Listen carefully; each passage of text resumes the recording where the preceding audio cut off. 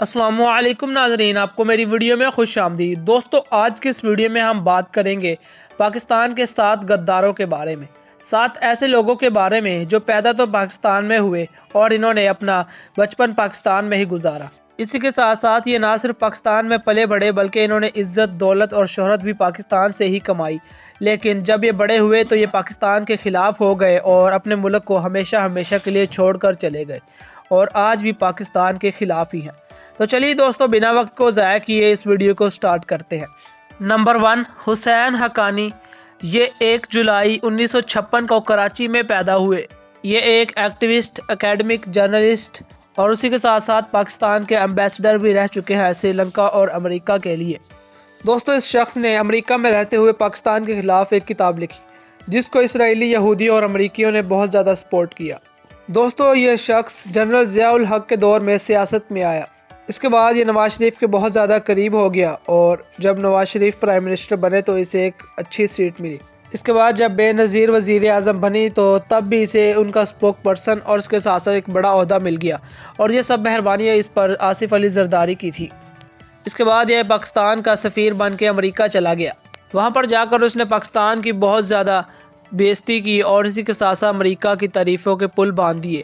اس نے نہ صرف پاکستان بلکہ پاکستانی فوج کے خلاف بھی بولا۔ اس لیے جب یہ پاکستان آیا تو ISI نے انہیں گرفتار کر لیا اور 2 مہینے تک یہ غائب رہے۔ اس کے بعد جب انہیں رہا کر دیا گیا تو اس کے بعد یہ بھاگ گیا اور امریکہ چلا گیا ہمیشہ ہمیشہ کے لیے۔ نمبر 2، طارق فتح۔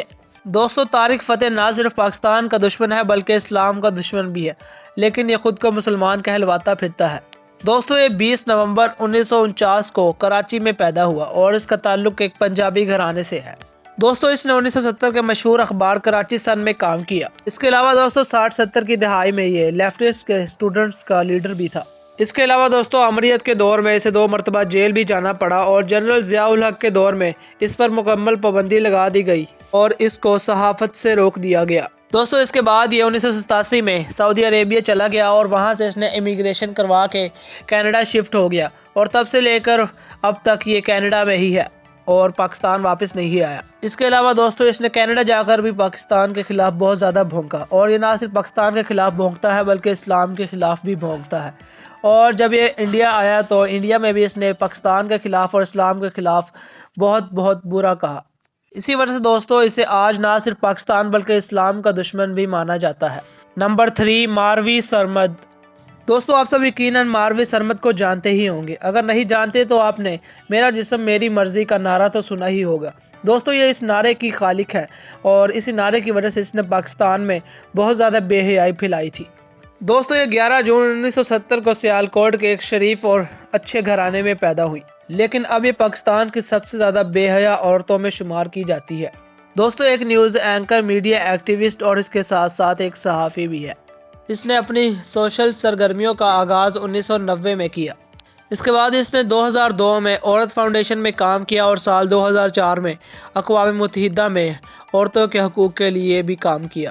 دوستو، اس کے بعد عورتوں کے حقوق کے نام پر ان کو بے حیائی کی طرف راغب کرنے پر اسے 2010 میں پاکستان کے صدر آصف علی زرداری کی طرف سے ہیومن رائٹس ایوارڈ بھی دیا گیا اور اس کے ساتھ ساتھ انہیں فرینڈز آف پارلیمنٹ ایوارڈ بھی دیا گیا۔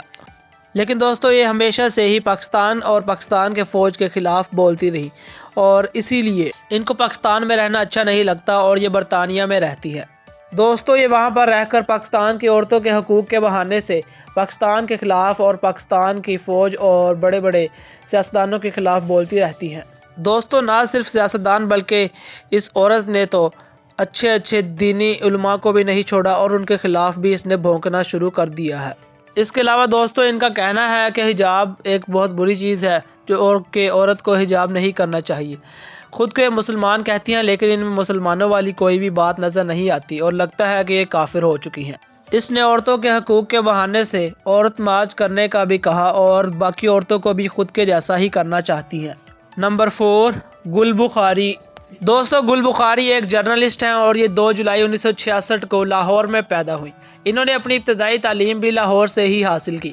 دوستو، ان کے والد ایک میجر جنرل تھے، یعنی کہ یہ ایک جنرل کی بیٹی تھی۔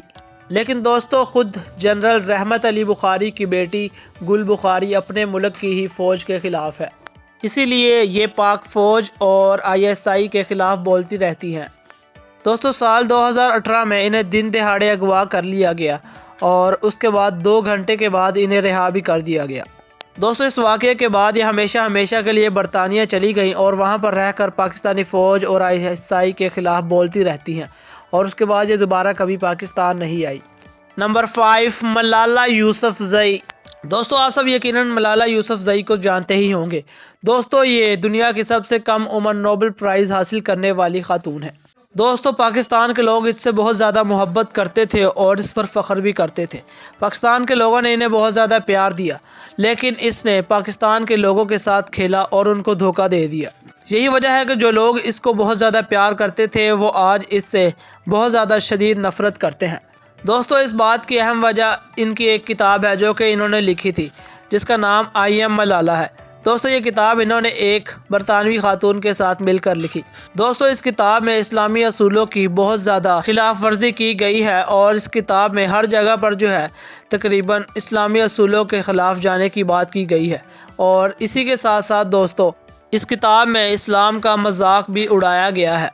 دوستو اس کتاب میں اسلامی اصولوں کی بالکل خلاف ورزی کی گئی ہے، جیسا کہ ایک آدمی کا 2 شادیاں کرنا اور اس طرح کے دیگر احکامات پر جو ہے سوال اٹھایا گیا ہے۔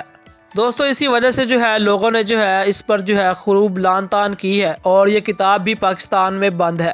دوستو ملالہ یوسفزئی کو اپنی کتاب میں پاکستان اور اسلام کے خلاف بولنے پر برطانیہ میں بہت زیادہ پیسے اور ایوارڈ بھی دیے گئے۔ اس کے ساتھ ساتھ دوستو مشہور گستاخ رسول تسلیمہ نسرین جو ہے ملالہ کو اپنی چھوٹی بہن بھی کہتی ہیں، کیونکہ دوستو ملالہ نے اپنی کتاب میں اللہ تعالیٰ کے نام کی جگہ گاڈ اور حضرت محمد صلی اللہ علیہ وآلہ وسلم کی نام کی جگہ صرف اور صرف محمد لکھا ہے، پیس بی اپون ہم نہیں لکھا۔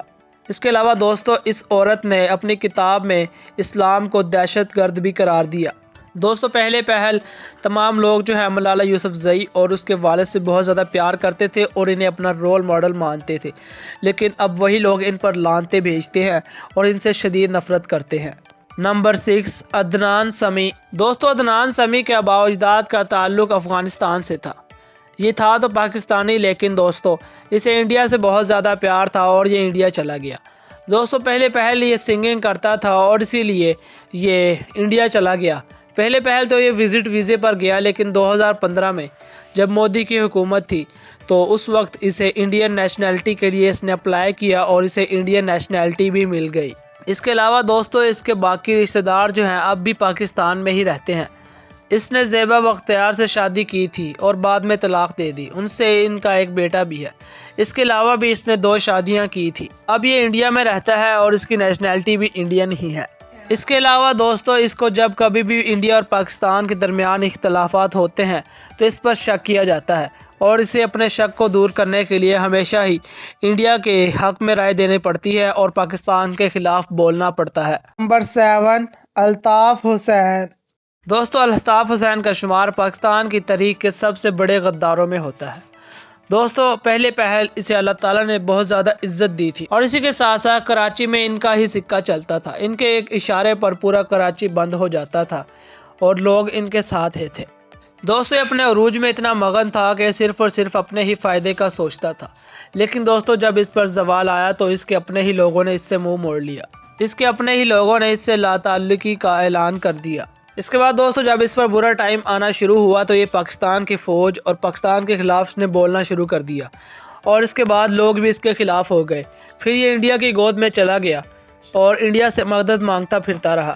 اس کے بعد پاکستان نے اس پر پابندی لگا دی، اور اس کے بعد دوستو یہ لندن چلا گیا اور وہاں پر بیٹھ کے اس نے پاکستان میں دہشت گردی بھی کرائی، اور سندھی مہاجر کے جھگڑے بھی اسی نے کروائے تھے۔ جب دوستو اس کے پول کھلے تو اس کے اپنے ہی لوگ اس سے دور ہو گئے، اور دوستو آج بھی لندن میں بیٹھ کے پاکستان کے خلاف بولتا رہتا ہے۔ تو دوستو یہ تھے وہ 7 غدار جنہوں نے پاکستان کے ساتھ غداری کی اور بیرون ملک چلے گئے۔